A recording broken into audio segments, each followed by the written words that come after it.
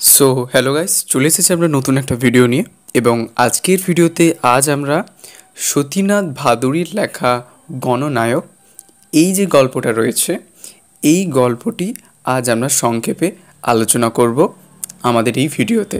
তাই জন্য ভিডিওটা তোমরা কিন্তু শেষ পর্যন্ত দেখতে থাকো। তো গল্পটা শুরু করার আগে আমরা জানবো সতীনাথ ভাদুড়ি কে ছিলেন। সতীনাথ ভাদুড়ি ছিলেন একজন বিশিষ্ট ভারতীয় বাঙালি কথাসাহিত্যিক ও স্বাধীনতা সংগ্রামী। ভারত ছাড়ো আন্দোলনের সময় সমকালীন রাজনৈতিক আন্দোলনের প্রেক্ষাপটে রচিত জাগরি উপন্যাস তাঁকে খ্যাতি এনে দেয়। এই গ্রন্থটির জন্য 1950 সালে তিনি রবীন্দ্র পুরস্কার লাভ করেন। তাঁর লেখা অন্যান্য উল্লেখযোগ্য গ্রন্থগুলি হল উপন্যাস ঢোড়াই, রচিত মানুষ দুই খণ্ডে, অচির রাগিনী এবং জার্নাল সত্যি ভ্রমণ কাহিনী। সতীনাথ ভাদুড়ি বহু ভাষায় পারদর্শী ছিলেন এবং চিত্রগুপ্ত ছদ্মনামেও সাহিত্য রচনা করেন। গণনায়ক হল সতীনাথ ভাদুড়ির লেখা একটি ছোট্ট গল্প সংগ্রহ। এই গল্প সংকলনে দেশভাগের প্রেক্ষাপটে সাধারণ মানুষের জীবনযাপন এবং ভণ্ড নেতাদের কার্যকলাপ তুলে ধরা হয়েছে। 1948 সালে কলকাতার বেঙ্গল পাবলিশার্স থেকে প্রকাশিত এই সংকলনের অন্তর্গত গল্পগুলি হল গণনায়ক, বন্যা, আন্টা বাংলা, পংতিলক ও ভূত। তাহলে চলো এবার শুরু করা যাক সতীনাথ ভাদুড়ির লেখা গণনায়ক।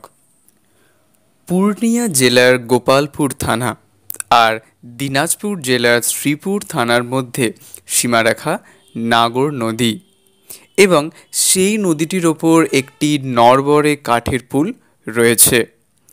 আগেকার যুগে উত্তর বাংলা থেকে উত্তর বিহারে ফৌজ পাঠাবার যে পথ ছিল তারই উপর ছিল এই সেতু। কেবল গত বছর কয়েক থেকে গোপালপুর থানার আরুয়া খোয়ার হাট জমে উঠেছে যুদ্ধ আর যুদ্ধতর পরিস্থিতির দৌলতে। বিহার আর বাংলার মধ্যেই বেআইনি জিনিসের কেনাবেচায়। পুলের পশ্চিমেই আরুয়া খোয়ার হাট।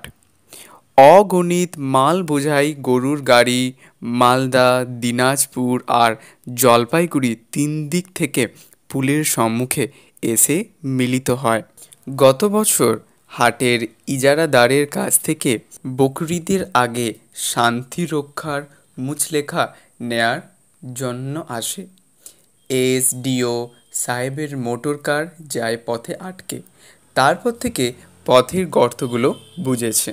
চোরা কারবারের কেন্দ্র আরুয়াখোয়া বাজার থেকে পুল পার হয়ে যায় গরু, মোষ, চিনি, ঘি আর বাংলাদেশ থেকে আসে চাল আর ধান। হিন্দু মুসলমানের মিশ্রিত জনসংখ্যা। হিন্দুদের মধ্যে অধিকাংশই রাজবংশী। গত বছরের কলকাতা, নোয়াখালী আর বিহারের নানা প্রকার বিরোধ খবর তাদের মনে গভীর রেখাপাত করেছিল ঠিকই, কিন্তু এর চির খাওয়া মনও কয়েক দিনের মধ্যে জোড়া লেগে গিয়েছিল। গতানুগতিকতার তাগিদে পেটের ধান্দায় জোড়াতালি দেওয়া জীবন একরকম কেটে যাচ্ছিল, কিন্তু সেই পুরানো ফাটল দিয়ে ভাঙন ধরল হঠাৎ। মুনিম ব্যাকেটে গোমস্তা এক শনিবারের রাতে আরুয়াখোয়া হাটে গাড়ি নিয়ে যাচ্ছেন।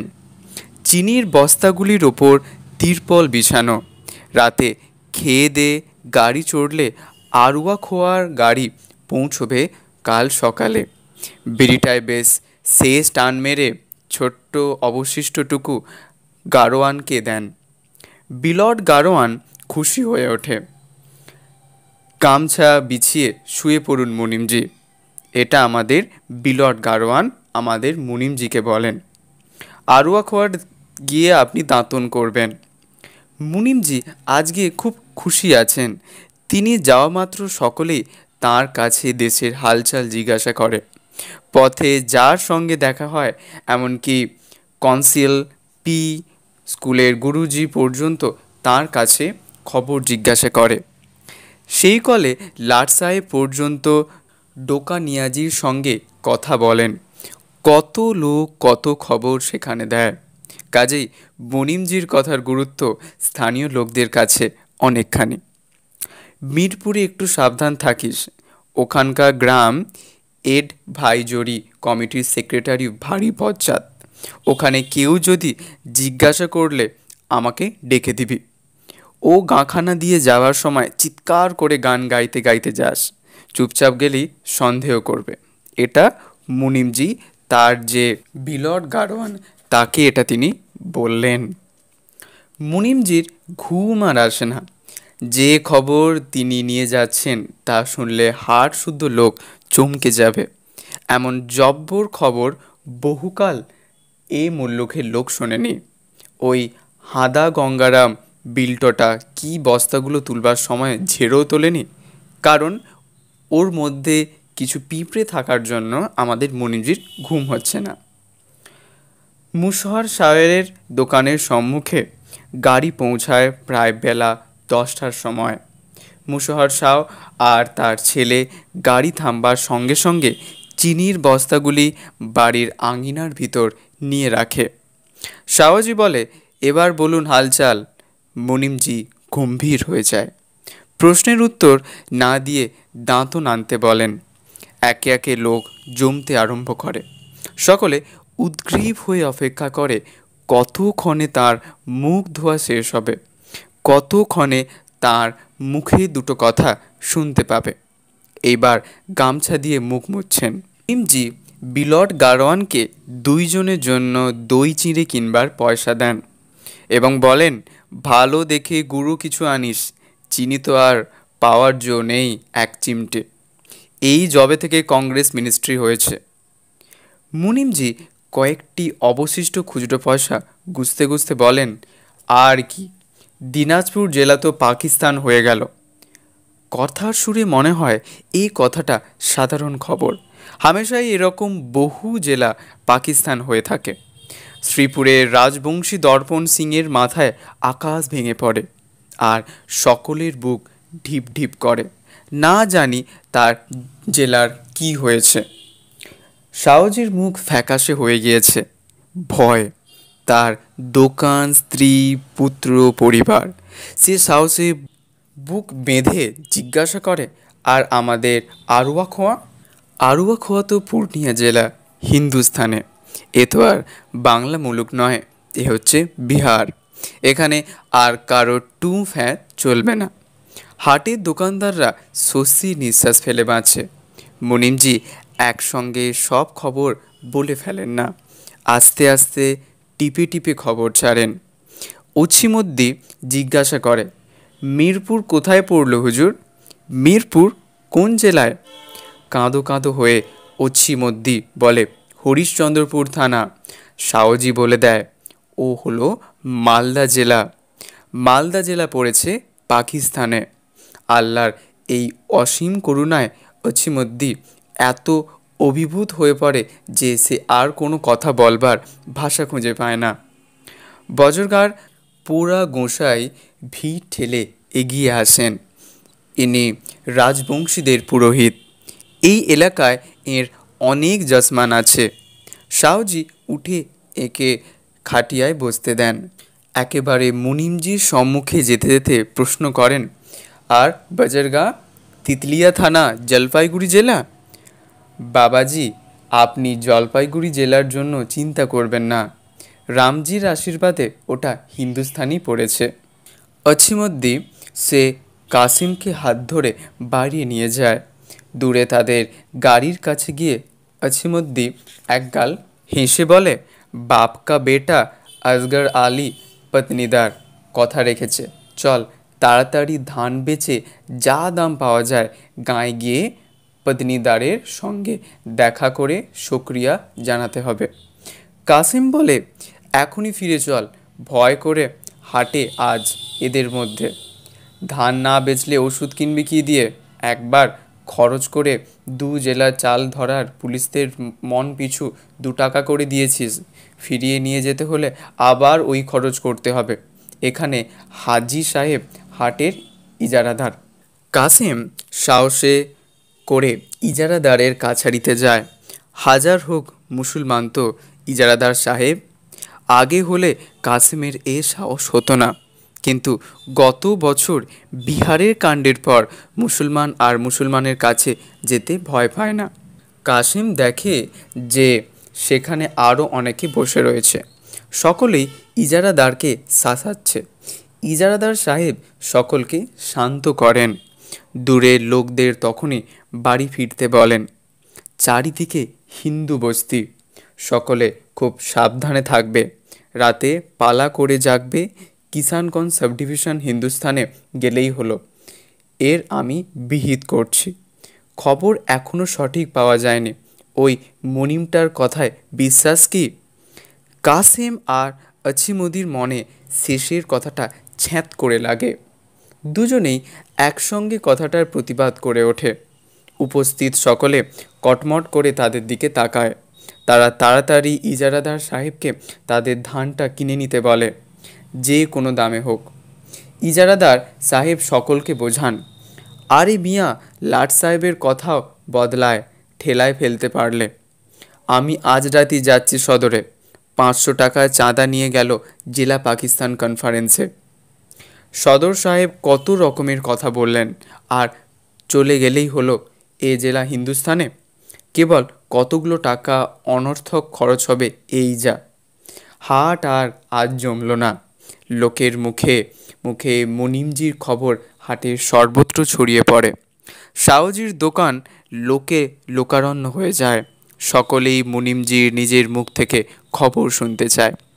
দিনাজপুর আর মালদার হিন্দু হাটুরেরা দল বেঁধে আসে তার সঙ্গে পরামর্শ করতে। মালদা দিনাজপুরের হিন্দুদের সঙ্গে তিনি অনেকক্ষণ একান্তে কথাবার্তা বলেন। এই বিপত্তির সময় মুনিমজির স্বতঃস্ফূর্ত সহানুভূতিতে তারা মনে বল পায়। ও দেশে থাকা আর নিরাপদ নয়, আত্মীয় পরিজনদের বাড়ি থেকে সরাতে হবে। তারা আর অপেক্ষা না করে হাট ভালোভাবে বসবার আগেই ফিরে যেতে চায়। আর্দ্র স্বরে মুনিমজি তাদের বলেন যে তাদের এক মুহূর্ত দেরি করা উচিত নয়। তাদের স্বনির্বন্ধ অনুরোধে তিনি তাদের সব চাল কিনে নেন 16 টাকা দরে। গত হাটে চালের দাম ছিল 19, কাল সুধানির বাজারে ছিল 22। খানিক পরে ইজারাদার সাহেবের সেপাই খবর দেয় যে তিনি মুনিমজিকে ডেকেছেন। তিনি যেতেই তাকে এক আলাদা ঘরে নিয়ে গিয়ে বসান ইজারাদার সাহেব।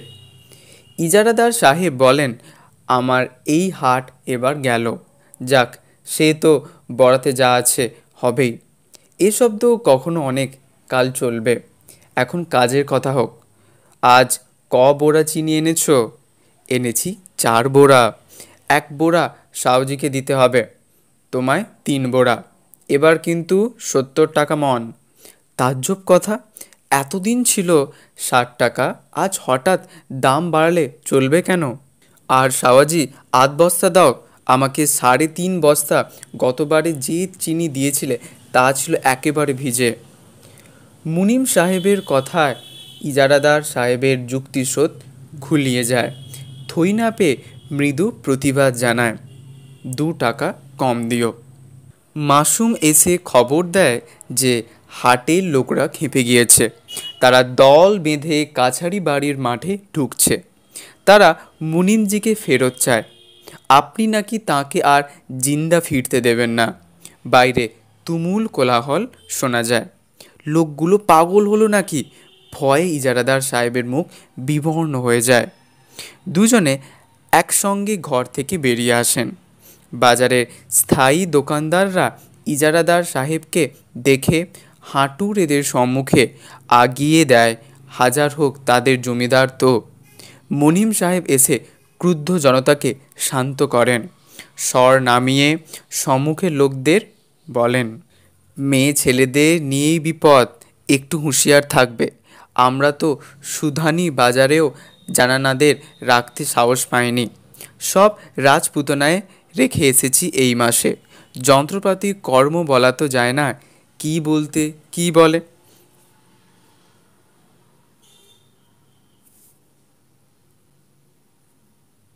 রাজবংশীদের সরু সরু চোখগুলো ভয়ে বিস্ফারিত হয়ে ওঠে। পলিয়া মেয়েরা কান্নাকাটি আরম্ভ করে। আতঙ্কমুখর পরিবেশ সুস্থ মনকেও দুর্বল করে তোলে। অল্পক্ষণের অস্বাভাবিক কর্মতৎপরতার পরই হাট নীরব হয়ে যায়। পরের দিন থেকেই আরুয়া খোয়ার রূপ যায় বদলে। আগে সপ্তাহে একদিন হাট বসত, এখন অহোরাত্র ভয়ার্ত নরনারীর নিরানন্দ মেলা। গাড়ির পর গাড়ি আসছে পুল পার হয়ে শ্রীপুরের দিক থেকে। হেঁটে চলে আসছে দলে দলে মেয়ে ছেলে গরু ছাগল। ছোট্ট ছেলেটির মাথায় পর্যন্ত হাঁড়ি কুড়ির বোঝা চাপানো। ধুঁকতে ধুঁকতে চলছে হাড় জিলজিলে কালা জ্বরের রুগী একটা বিড়াল কোলে নিয়ে। কাস্তে কাস্তে চলেছে হেঁপো বুড়ি, পাকিস্তান থেকে বাঁচতে গিয়ে প্রাণটা বেরোয় বুঝি। এতদিন ছোট্টটো ছিল এদের জগৎ, আজ হাটে বিশ্রাম করে কতক যাবে এগিয়ে, শিকারের খেদানো হরিণের মতো অনির্দিষ্ট লক্ষ্য নিয়ে। নরসরে পুলটার উপর খুব ধকল চলেছে আজ কদিন থেকে। মুনিমজি কলকাতার এক রিলিফ সোসাইটিকে বলে কয় শরণার্থীদের সুখ সুবিধা দেওয়ার জন্য আরুয়া খোয়ার একটি ক্যাম্প খুলিয়েছেন। লোকাল বোর্ডে খবর দিয়ে ডাক্তার আনিয়েছেন। সব কাজ হচ্ছে মুনিমজির সহযোগিতায়। কত লোক মুনিম সাহেবের ক্যাম্পে সুখ দুঃখের কথা বলতে আছে। তিনি কাউকে আশ্বাস দেন, কাউকে রামজির শরণ নিতে অনুরোধ করেন, কাউকে ধৈর্য করতে বলেন, কারো কাছে বা কংগ্রেস সরকারের দুর্বলতা নীতির নিন্দা করেন। পুলের ওপারে রেলিংয়ের উপর লাগানো হয়েছে সবুজের উপর চাঁদতারা দেওয়া লীগের ঝান্ডা। পুলের এদিকে দেওয়া হয়েছে কংগ্রেসি 3 রঙা পতাকা। ওদিকে একদল চিৎকার করে লে লিয়া হ্যায় পাকিস্তান, বট গেয়া হ্যায় হিন্দুস্তান। এদিকের দল চেঁচায় বন্দে মাতরম, জয় হিন্দ। এদিকে গুজব ওঠে যে ওরা পুলে আগুন লাগিয়ে দেবে, যাতে জিনিসপত্র নিয়ে ওদিক থেকে আর কেউ না আসতে পারে। মুনিমজি তাদের বোঝায় 2 দিন সবুর করত। লাট সাহেবকে দিয়ে কমিশন বসিয়েছেন। হেজি পেজি লাট নয়, খানদানি লোক, রাজার বাড়ির ছেলে। সঙ্গে সঙ্গে কথাটা ছড়িয়ে পড়ে। যেখানে যাও সকলের মুখেই ওই একই কথা, কমিশন কমিশন। শ্রীপুরের চুয়ালাল রাজবংশীর বুদ্ধিমান বলে খ্যাতি আছে। চুয়ালাল ভয় পাবার ছেলে নয়, সে সোজা পয়েন্টসম্যান সাহেবকে কমিশনের খবর জিজ্ঞাসা করে। পয়েন্টসম্যান বলেছিল যে কমিশনের খবর তো বেরিয়েছে, তাদের মাইনে আর ভাতা বাড়বে। শ্রীপুরের লোকেরা এর মাথা মুন্ডু কিছু বুঝতে পারেনি। দর্পণ সিংয়ের বুড়ো বাবা শুকনো উড়ুতে তাল ঠুকে বলে, এই হাটের তোলা মুসলমান ইজারাদারকে কোনো লোক দিও না। ঘর দৌড় জমি জিরে ছেড়ে হিন্দুস্থানে এসেছি কি এমনি? সেখানে হিন্দু মেয়ে বেটিকে নিয়ে থাকতে দেবে না শুনেছি। এখানেও আবার মুসলমানকে তোলা দিতে হবে। সে আরও কত কি বলতে যাচ্ছিল। দর্পণের মা তার হাত ধরে টেনে বাইরে নিয়ে যায়। চটিয়ে লাভ কি? হাটের তোলা দেওয়া সেই দিন থেকে বন্ধ হয়ে যায়। মুনিমজি সাউজিকে বলে, দেখেছ ইজারাদার সাহেব আর রাতে এপারে থাকে না। ওদিককার ক্যাম্পের খরচ কি ওই চালাচ্ছে নাকি? না, চাঁদা তুলে চালাচ্ছে ইজারাদার সাহেব গোপালপুর থানাকে পাকিস্তানে নিয়ে যাওয়ার জন্য। কলকাতায় কমিশনকে টাকা খাওয়াতে হবে বলে ও আরও অনেক টাকা চাঁদা তুলেছে। মুনিমজির চোখ দুটি জলজল করে ওঠে। ইজারাদার সাহেবের প্রতি শ্রদ্ধায় না ঈর্ষায় ঠিক বোঝা যায় না। সাউজি আবার বলে, তা মুনিমজি, আমারও হাট থেকে কিছু চাঁদা আদায় করে দিতে পারি গোপালপুর থানাকে পাকিস্তান থেকে বাঁচানোর জন্য। ইজারাদার ভারী ফন্দিবাজ লোক, কমিশনকে আবার টাকা দিয়ে হাত না করে নেয়। আপনি একটু চেষ্টা করলেই আমাদের প্রাণটা বেঁচে যাবে, পূর্ণিয়া জেলাটাও বাঁচে। মুনিমজি এই হিসাবই এতক্ষণ মনে মনে খতিয়ে দেখছিলেন। তার হিসাবে ভুল হয় না। এখন চাঁদা তুলে যা লাভের সম্ভাবনা, তার অনুপাতে বিপদের আশঙ্কা অনেক বেশি। এক করলে হয় একটি জিনিস চাঁদা তুলে চুপচাপ থাকা। যদি পাকিস্তানে যায় জায়গাটা, তাহলে টাকা ফেরত দেওয়া হবে, বলা যাবে যে হাকিমদের ঘুষ খাওয়ানো গেল না। আর যদি পাকিস্তানে না যায়, তাহলে টাকাটা নিয়ে বললেই হবে যে কমিশনকে খাইয়েছিলাম। না, দরকার কি ঝঞ্ঝাটে, যা রয় সয় তাই ভালো। কিন্তু পুলের দুদিকেই যে মাল আটকাচ্ছে, তার কি উপায় করা যায় বল? বর্ষার দিন, অন্য সময় হলেও না হয় একটু কিছু ব্যবস্থা করা যেত। আজ 150 টাকার লোভ ছেড়েছে। 150 মোষ যাচ্ছিল মুজফ্ফরপুর থেকে ময়মনসিংহ পর্যন্ত। ওপারের চালের অফিসারও কদিন থেকে টাকা নিচ্ছে না। এই হার তো উঠে যাবে দেখছি। দর্পণ সিং বাবাকে সান্ত্বনা দেয়, যাক, মেয়েদের ইজ্জত বেঁচেছে। বৃদ্ধ কেঁদে ফেলে, আমার চাকর ইরফান আমার 60 বিঘা জমি পেয়ে যাবে। এই হলো ভগবানের বিচার। ইজাদার সাহেব দিনের বেলায় কাছারি ঘর থেকে দেখে 3 রঙা ঝান্ডাটি হাওয়ায় উঠছে, আর ওই সঙ্গে ছড়িয়ে দিচ্ছে নৈরাশ্য, বিদ্বেষ আর আতঙ্কের বীজ, যার প্রতীক এই 3টি রং। ইচ্ছা হয় এই মুহূর্তে ওপারের সবুজ পতাকার কাছের ক্যাম্পে চলে যায়। এতটুকুর মাত্র ব্যবধান, কিন্তু এরই মধ্যে কত পার্থক্য।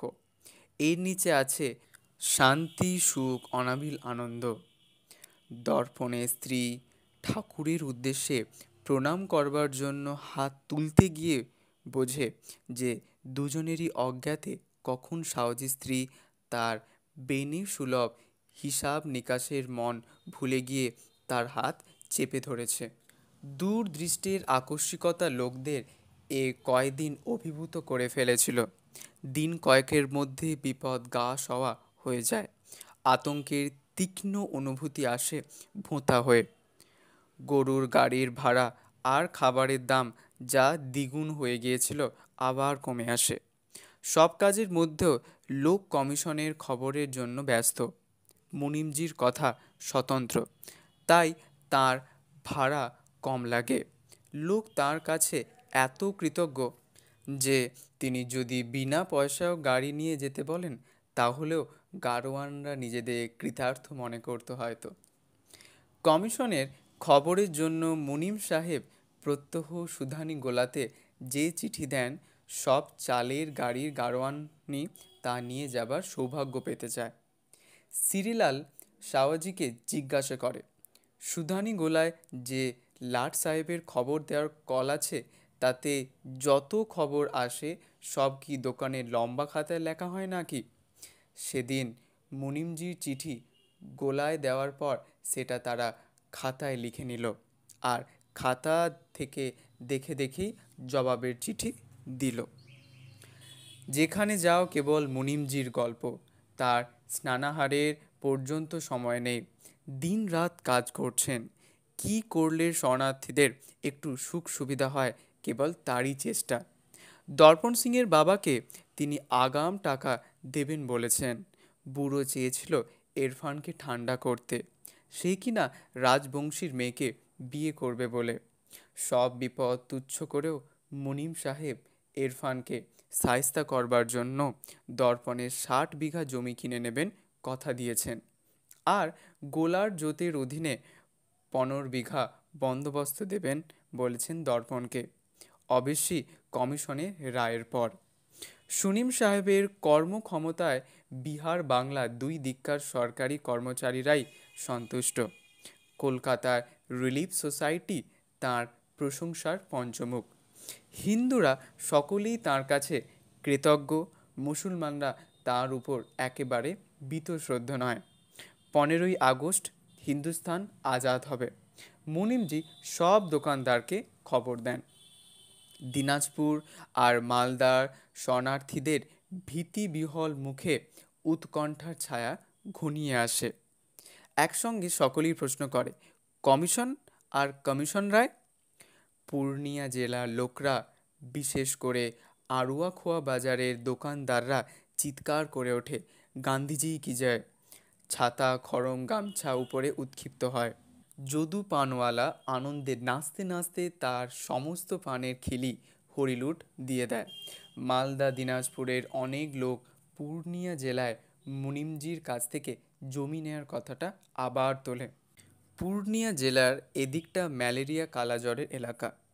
পরতে জমি পড়ে আছে কোষের পর কোষ, অভাব পয়সার, অভাব চাষ করবার লোকের। এদিককার এই জয়ধ্বনি পুলের ওপারেও চাঞ্চল্য জাগায়। টিনের চোংটা হাতে নিয়ে একবার চিৎকার করে নাড়ে তকদীর। অপর সকলে বলে আল্লাহু আকবার, মুর্দা নাকি। সঙ্গে সঙ্গে ইরফান এসে পড়ে। কি দিদিমণি, জামাইবাবু? যেতে দাও গাড়ি। পালিয়ে যাচ্ছ কেন? আমরা থাকতে তোমাদের ভয় কি দিদিমণি? খোকাবাবু কত বড়টা হয়ে গেছে দেখি, ভয় পাচ্ছে আমাকে দেখে। কিন্তু ভয় নেই দিদিমণি, মা বাবার সঙ্গে দেখা করে আবার এসো। তোমাকে তো জামাইবাবু ভেবেছিলাম মরদ, তুমি আবার পালাও কেন? জামাইবাবু আমতা আমতা করে। ইরফান খোকার হাতে একখানা কাগজের তৈরি লিগের ঝান্ডা দেয়। কেমন সুন্দর দেখতে না খোকাবাবু? তারপর সঙ্গে গিয়ে গাড়িখানা পুল পার করে দিয়ে আসে। বিদায় নেওয়ার আগে জামাইবাবুর সঙ্গে রসিকতা করে, রাজা হেঁটে আর প্রজা প্যাকেটে প্রজা গাড়িতে। মুনিম সাহেবের খবরে তুমুল উত্তেজনার সৃষ্টি হয় দুই পাড়ের লোকের মধ্যে। দর্পণ সিংয়ের বুড়ো বাবা জোর করে মুখে হাসি আনবার চেষ্টা করে। শ্রীপুর হিন্দুস্থানে আসবে এ দুরাশা, যে কদিন জিয়ে রাখা যায়। তারপরই তো সম্মুখে পড়ে আছে দুঃখ বেদনাময় জীবন, যার সূচনা আরম্ভ হয়ে গিয়েছে সেই পুল পার হওয়ার দিন থেকেই। দীর্ঘ জীবনের সুখ সমৃদ্ধি স্মৃতি সব সেই দিন ওপারে রেখে এসেছে। এতটা বয়স হলো, নাগর নদীর পশ্চিমে দেশকে তারা জ্বরে দেশ বলেই জেনে এসেছে। সেবার নাগর যখন ঘরদোর ভাসিয়ে নিয়ে যাচ্ছিল, তখনও মাচা বেঁধে বাঁধের রাস্তার উপর কতদিন কাটাতে হয়েছে, এপারে আসবার কথা কল্পনাতেও আনতে পারেনি। কিছুক্ষণ ভাববার পর যেই ইরফানের কথা মনে পড়ে, অমনি ব্যর্থ আক্রোশে বিরাজালে সকল যুক্তিতর্কের দ্বার রুদ্ধ হয়ে যায়। মুনিমজির হুকুম আর পুলের এপার ওপারের লোকের মধ্যে ঝগড়াঝাটি নয়, 15ই দুই দিকেই প্রাণ খোলা উৎসব করতে হবে। যা হওয়ার হয়েছে। নিজে এগিয়ে ওপারের লোকের সঙ্গে মুনিমজি যেঁচে আলাপ করতে যান। এতদিন তিনি যেতেন পুলের মধ্যখানের নো ম্যানস ল্যান্ড পর্যন্ত, এখন যান একেবারে ক্যাম্পের সামনে।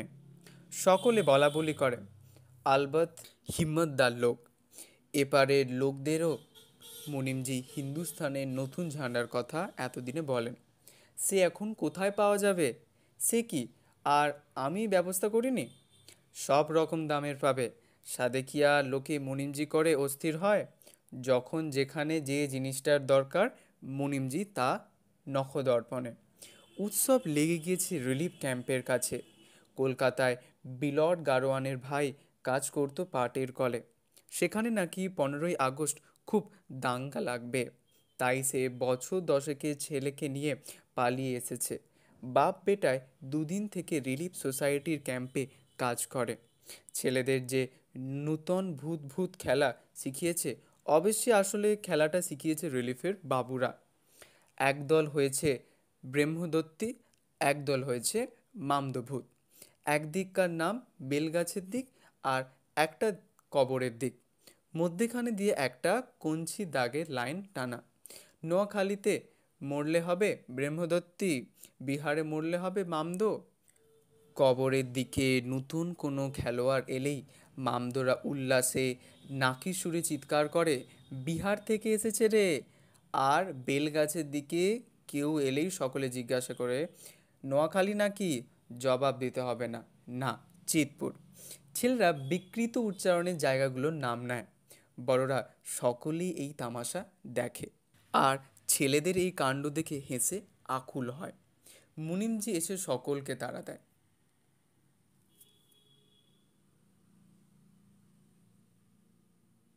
এসব কি হচ্ছে? আবার একটা গোলমাল পাকাবে নাকি? পালাও সব ছোকরারা। ফের যদি আমি দেখি তাহলে তোমাদের সব কটাকে পুলের থেকে নাগরের মধ্যে ফেলে দেব। তারপর রিলিফের বাবুদের বলেন, আপনাদের কাছ থেকে আর একটু দায়িত্বশীলতার আশা রেখেছিলাম। তারা অপ্রস্তুত হয়ে যায়। দুদিনের মধ্যে সব ঝান্ডা চড়া দামে বিক্রি হয়ে গিয়েছে। নিরবিচ্ছিন্ন উৎসাহ ও উদ্দীপনার মধ্যে 15ই আগস্ট স্বাধীনতা দিবস উদযাপিত হয়। পুলের এপারে হিন্দুস্তানের পতাকা, ওপারে পাকিস্তানের ঝান্ডা। আতর গোলাপের ছড়াছড়ির মধ্যে পুলটি কেমন যেন অবাস্তব মনে হয়। খানিকটা পাকিস্তানে, খানিকটা হিন্দুস্তানে এবং খানিকটা শূন্যে। উৎসবের মধ্যেও এই পুলটির কথাই দর্পণ সিংয়ের মনে হয়। সেও থাকে আরুয়া খোয়ায়, মন পড়ে থাকে শ্রীপুরের জমির ওপর। এই পুলটি তার দেহ ও মনের সংযোগের সূত্র। দুই দিকে লোকের সম্মতি নিয়ে রিলিফের বাবুরা পুলের মাঝখানে ঝান্ডা ভূতের খেলা দেখায়। শরণার্থীর দল ছাড়া আর সকলে বোধহয় যখন কমিশনের কথা ভুলেছে, তখন হঠাৎ মুনিমজি খবর দেন কমিশনের রায় বেরিয়েছে। সকলে মুনাম সাহেবের কাছে ছোটে। শ্রীপুর এসেছে হিন্দুস্তানে। দর্পণ সিং মুনিম সাহেবকে জড়িয়ে ধরে। তার মা কি বোঝে না বোঝে হাউ হাউ করে কাঁদতে আরম্ভ করে। তার বাবা ভগবানকে আর কমিশনকে প্রণাম করে। কমিশন তাহলে তার দিকে মুখ তুলে চেয়েছেন। হরিপুর থানা পড়েছে পাকিস্তানে। কপালে তিলক কাটা পোড়া গোসাই হন্তদন্ত হয়ে ছুটে আসেন। এসেই প্রথমে রসিকতা করেন, এই আসছি।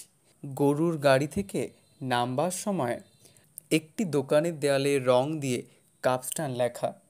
ভয় বুক শুকিয়ে গেল। ছাত করে মনে হলো লিখেছে পাকিস্তান, উর্দুর উচ্চারণে উল্টে। ভাবলাম তাহলে আরুয়া খোয়া নিশ্চয়ই গিয়েছে পাকিস্তানে। তারপর শুনলাম ওটা একরকম সিগারেট। এখন আমার খবর বলুন মুনিমজি। মুনিমজি তার কথার জবাব ইচ্ছা করেই দেন না। রাজবংশীরা তাদের গুরুদেবের উপর মুনিমজির এই ইচ্ছাকৃত তাচ্ছিল্যে আশ্চর্য হয়। শেষ পর্যন্ত তাকে কুসংবাদ জানাতেই হয়। জলপাইগুড়ি জেলার তিতলিয়া থানা চলে গিয়েছে পাকিস্তানে। পরে তিনি লাঠিতে ভর দিয়ে খাটিয়ার উপর বসে পড়েন। ভগবান, এ তুমি আমার কি করলে? শেষকালে মরলে কবরে যেতে হবে, মন্দিরে যাওয়া বন্ধ হয়ে যাবে, এও কি আমার কপালে ছিল?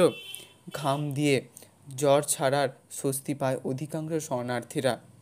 আবার সেই পুরাতন দৃশ্যের পুনরাবৃত্তি। একদিনের মধ্যে শরণার্থীদের ক্যাম্প ভেঙে যায়। দূর দূর থেকে ফিরে আসে গাড়ি, মানুষ, গরু, মোষের মিছিল। গাড়িগুলির উপর 3 রঙা ঝান্ডা লাগানো। মিছিলে লোকদের মধ্যে কারো কারো হাতে হিন্দুস্তানের পতাকা। মুখে রাজ্য জয় করে ফিরবার দীপ্তি। বাঘের মুখ থেকে বাঁচবার আনন্দে মেয়েরা মশগুল। দ্রুত গতিতে চলছে দুনিয়া। 200 বছর লেগে গেল ইংরেজের পতাকা সরাতে, আর তার ঝান্ডা সরাতে 3 দিনও সময় লাগলো না। মানসিক দুঃখ বেদনা তো এতে আছেই, কিন্তু তার চাইতেও বড় কথা হচ্ছে যে এই অপমান রাখবার জায়গা নেই। পুলের উপর, পথের উপর শরণার্থীর সারি, ওপারে হাড়শুদ্ধ লোক দেখছে। মাথা কাটা যায় অপমানে। নদী তীরের বালির মধ্যে মিশে যেতে ইচ্ছে করে, নদীতে ঝাঁপ দিয়ে পড়তে ইচ্ছে করে। কত উৎসাহের সঙ্গে এই ঝান্ডা সে তুলেছিল। কোন দিকে না তাকিয়ে একবাল ঝান্ডাটি নামিয়ে কাঁধে নিয়ে এগিয়ে যায় উত্তরের দিকে। সেখানে এক ঝান্ডা এখনও মরেনি। হানিফ নিজের নির্লিপ্ততা দেখানোর জন্যে বিড়ি ধরিয়েছিল। সে খাওয়ার আগে আধ খাওয়া বিড়িটি পুলের ওপর ফেলে যায়, আর ভাবে এটা দিয়ে পুলটায় আগুন লেগে গেলে বেশ হয়। মুনিম সাহেব ওপারে ইজারাদার সাহেবের ক্যাম্প দখল করেন। ছেলেরা পাটের ক্ষেত থেকে একটি পরিবারকে ধরে নিয়ে আসে। কী মতলবে লুকিয়েছিল? আগুন লাগাবে বলে মনে হয়। আরে অচ্ছিমদি যে। অচ্ছিমদি কেঁদে পড়ে। গাঁ থেকে পালিয়ে যাচ্ছিলাম হরিপুরের দিকে। মিরপুর হিন্দুস্তান হয়ে গিয়েছে পরশু থেকে। শুনছি পূর্ব দিকে মুখ করিয়া নামাজ পড়াবে। মুরগি জবাই করতে দেবে না, তাই এক কাপড়ে বেরিয়ে পড়েছি। ভাবলাম দিন মানটা পাটের খেতে থেকে সাঁঝ হলে চলতে শুরু করব। সে কাঁদতে কাঁদতে মুনিম সাহেবের পা জড়িয়ে ধরে। ছেড়ে দাও একে, এরা আমার চেনা লোক, দয়ার শরীর হুজুরের। মুনিম সাহেব কি জয়, মহাত্মা গান্ধীজি কি জয়। জয়ধ্বনিতে আকাশ বাতাস কেঁপে ওঠে। মুনিমজি ওপারের সকল লোককে বলেন যে সকালে হিন্দুস্তানের ফ্ল্যাগ আর রেখো না, আমার কাছে দিয়ে দিও, আমি গভর্নমেন্টের কাছে জমা করে দেব। হিন্দুস্তানে পাকিস্তান ফ্ল্যাগ রাখা বারণ। তারই দেওয়া পাকিস্তান নিশানগুলি আবার তার কাছে ফিরে আসে। তিনি মনে মনে ভাবেন, এগুলি নিয়ে কাল যেতে হবে তিতলিয়ার দিকে। পোড়া গোসাইয়ের খালি বাড়িতে উঠবেন, তার জমি টুমিগুলো একবার দেখেও আসবেন। সেখানে বেচতে হবে এই পাকিস্তান ঝান্ডাগুলো, আর সেখানে জোগাড় করতে হবে সেখানকার প্রয়োজনীয় হিন্দুস্তান পতাকাগুলি। একই জিনিস দুবার করে বেচছেন। তিনি হিসেব করেন, সব মিলিয়ে তার কত হলো। কমিশন অনেককে অনেক কিছু দিয়েছে, আবার অনেক কিছু নিয়েছে, কিন্তু এই কমিশনের রায়ের কমিশন বাবদ তার প্রাপ্য তিনি পেয়ে গিয়েছেন। হিসেবে কোথাও ভুল হয়নি। ক্যাম্পের বাইরে থেকে ভেসে আসছে মুনিম সাহেব কা জয়। একটু সন্দেহ মনের মধ্যে খচখচ করে। একটি খদ্দরের টুপি আগেই কিনে রাখলে বোধহয় আর একটু সুবিধে হতো, হয়তো একটু ভুল হয়ে গিয়েছে। যাকগে, রামজা যাকে যা দেন তাই নিয়ে সন্তুষ্ট থাকা উচিত। মুনিমজি কুঠিয়ালা ভাষায় পকেট বুকে হিসাব লিখতে বসেন। তো এই ছিল আমাদের আজকের গল্প, সতীনাথ ভাদুড়ির লেখা গণনায়ক। গল্পটা তোমাদের কেমন লাগলো অবশ্যই তোমরা কিন্তু কমেন্টে সেটা জানিও। Thank you so much.